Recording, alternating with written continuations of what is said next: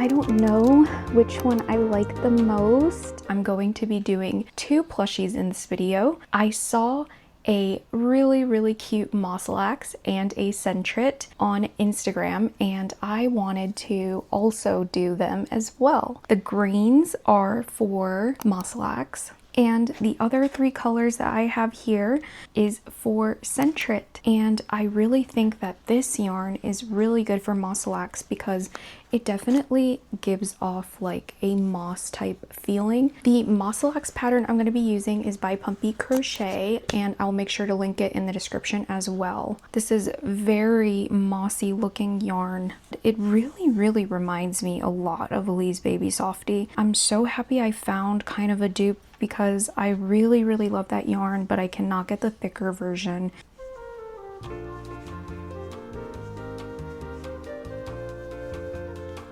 It does help to use a larger sized hook when you work with very fluffy yarn. The fibers are going to cover it up anyways, and I've noticed that it's easier to feel for my stitches when I use a bigger hook, so I'm going to go and get a bigger hook.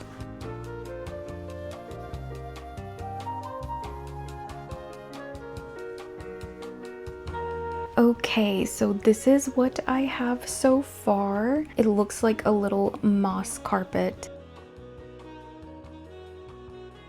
I still have to do a few more rounds to reach the circumference that the plushie is going to be. I'm going to go ahead and finish up the body off camera. I have to work through a lot of rows. Don't think that this is just on my first try. I'm actually off camera doing the pattern in like a very easy to see yarn, but yeah, I'm going off of feel pretty much because you cannot see your stitches at all, but I'm liking it so far. Actually really love this yarn. It looks like an extremely thick version of Elise Baby Softy. If you guys want to find a dupe for Elise Baby Softy and you don't have it where you live, I recommend looking for a poodle yarn. This is called Soft Poodle, and the way that I searched for this type of yarn is I basically searched fuzzy yarn, poodle yarn, furry yarn, and I was able to find something that I wanted.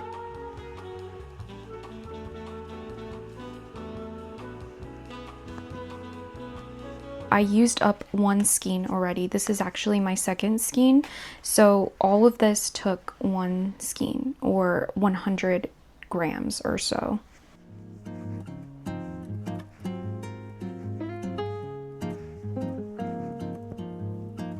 The body is pretty much done. The shape is coming out pretty correct. The back is supposed to be a little bit more lifted compared to the front, so that way when the head sits on top, it kind of sits a little bit forward. So now I'm gonna work on the neckline. I think I did it wrong in quite a few places, though you cannot tell on camera. I am concerned when I do the head because there are several color changes, and when you're working with color changes, it has to be the perfect, I guess, stitch count, because the color will not align. Okay, so it's actually been a few days from the last clip that you guys saw. I've done a lot. I'm just gonna explain quickly what I did.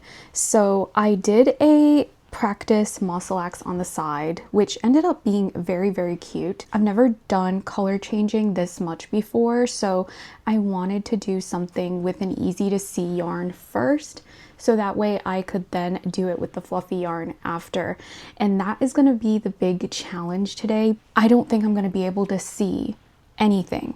So one of the issues that I'm having with this fluffy yarn is I cannot see when my decreases are happening or my increases. In each row, I'm off about between 3 to 7 stitches, which is, if, for example, if that would have happened in this yarn, it would have been very easy to see that the pattern is wrong. I think it's going to be fine. I'm not going to redo the body, but from now on, I am going to aggressively use stitch markers. I'm thinking of putting a stitch marker on each of my I guess special stitches, like the increases, decreases, so that way I can know exactly where to do the color changing. Do that, will you? Do you want to say hi? Come say hi. Liu keeps rubbing on the camera stand. Oh, you don't want to be here? Okay. I'm going to get my stitch markers just completely ready here because I think I'm going to use a lot of them.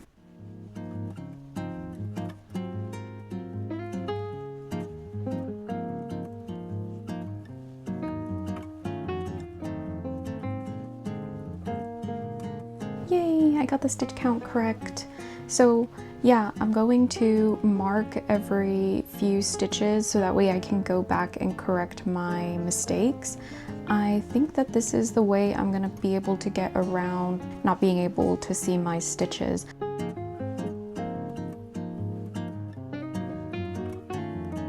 Okay, so this is what I have so far with the color changes. It doesn't look like much right now. I'm gonna go ahead and finish the rest of the head off camera and then come back and update you guys. I stayed up last night very late to get a lot of this done. I went ahead and sewed the head onto the body of the Mosslax and it came out pretty good. I'm happy with the sewing. So this is my fluffy Mosslax, which I'm also very happy about. If you remember yesterday, I was very panicked about the color changing and it ended up coming out pretty good. It is a fluffy mess inside. As you can see, I have to do a lot of cutting and double knots so that these color changes do not slip out. I ended up pretty much not making any mistakes. I think at the very end I was off by 1 stitch only. I think next what I'm going to do are the legs. We have quite a bit of crocheting to do, but overall we are really close to being done and I'm so excited because we're going to work on the Sentret next. Yesterday I finished both legs. They came out so big. And now all I have to do is the head flower and the claws, which I had one done, but it's missing. We're just going to work on the flower right now together. After I finish the flower, I'm gonna probably start going ahead and doing the assembly.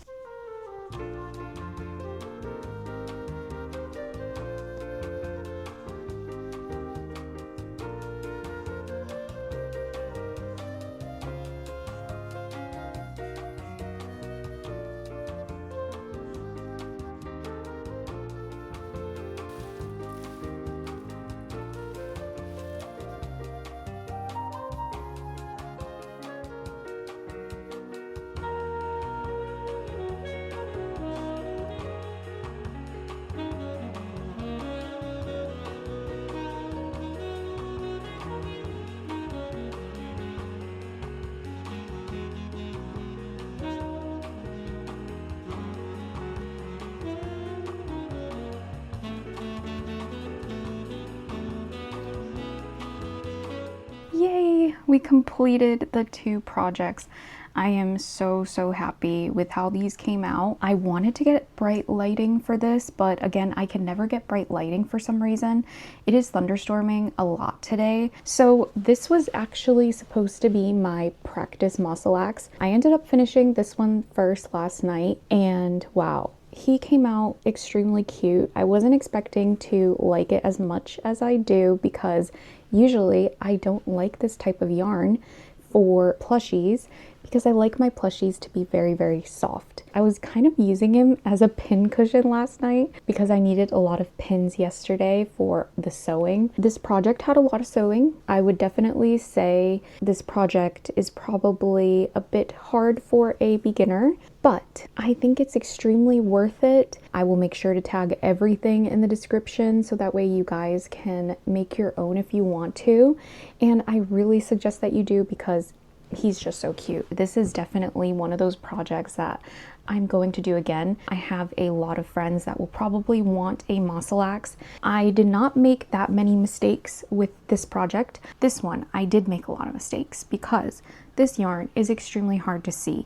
It's not really noticeable, but the yarn is very stretchy. I would say that the actual yarn is not stretchy. When you're sewing it, the material is very stretchy, I guess you could say. So as I was sewing the head down, the head kept turning and I ended up with an uneven plushie. So the head was supposed to be centered with this big leaf. So to kind of counteract that problem, I sewed on the legs more closer to the head so it looks centered. So it doesn't look that bad, and I was able to fix it enough to where it looks centered. It was extremely hard to see this yarn, but it is so worth it. It just comes out so soft, and he's like a big pillow. So I really recommend to pull through and use fluffy yarn, even if you're scared of it. You will make some mistakes, but it's really fine. It's not noticeable, and it's completely worth it. I am thinking to use him as a pincushion. I'm going to quickly segue into the reason why I need a pincushion. It's gonna be hard to lift this, but I'll just quickly show you guys. Look what I got. I got a sewing machine. I'm gonna quickly tell you guys why I got the sewing machine.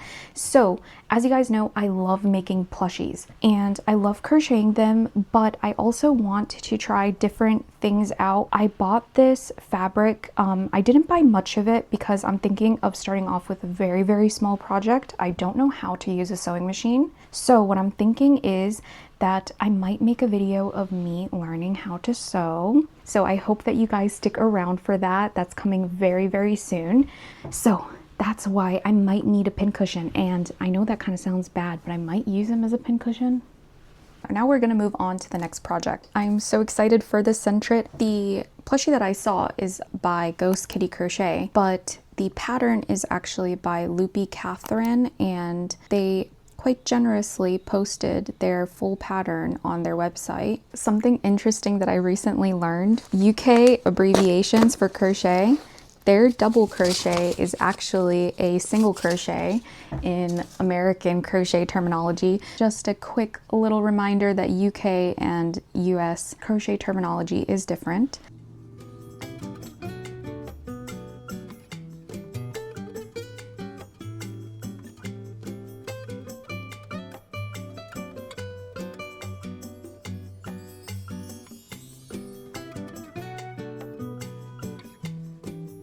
Okay, so the head worked up extremely quickly. All I have to do now is finish up the body.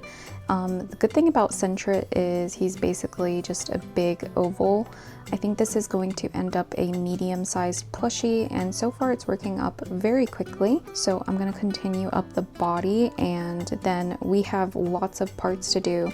We have the tail, the ears, and the arms. I think I'm going to finish the Sentret a lot quicker than I finished the Bulbasaur.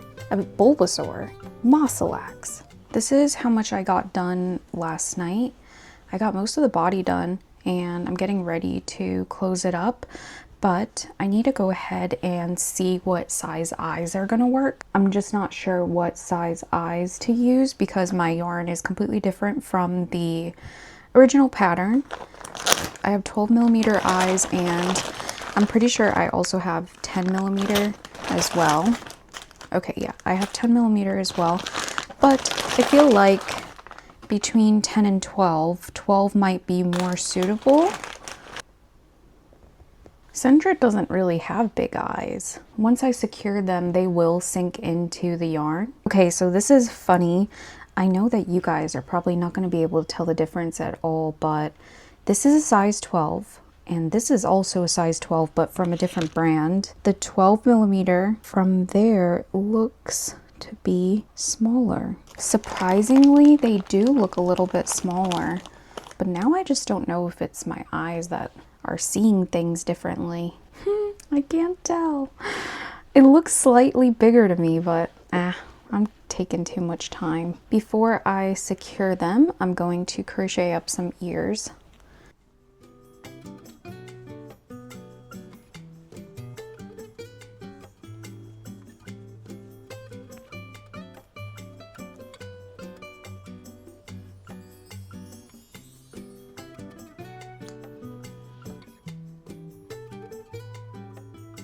So I put the ears, and I think size 12 is going to work the best. So I'm going to go ahead and secure them. I finished 2 feet and I did 1 arm. So all I have to do now is the tail and 1 more arm, and then we can get started on assembly. I still also have to do the ring around the belly. So what we're going to do today together is the tail.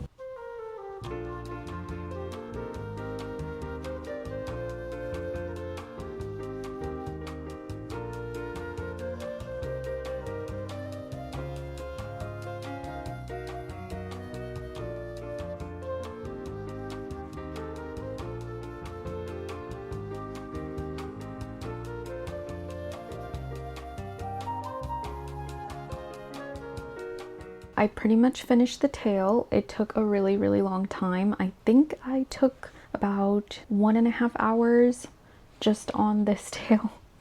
There were a lot of rows to work through. Wow, the tail is pretty much half of the body. I think what I'm going to do next is finish the next arm and work on the ring around the belly. I have to decide what I'm going to do with that. I think I'm gonna go with a chain and then connect it and make an oval with a hole in the middle and then sew it onto the belly. So we will see if I get that done today. It is already 4 p.m. so I'm going to go work on the rest of the pieces, and I think I will be back tomorrow to assemble everything together and show it off to you guys. It is the next day and now I am getting ready to sew the Sentret together. This is what I meant when I said that he's a very good pin cushion. I'm very anxious about taking pins out, honestly, because I have cats, so I'm extra careful. He is going to be our pin holder. I pretty much finished every piece. I even did the kind of ring for the belly. I already sewed on 2 feet, so now I'm just going to get ready and sew on the rest of the body.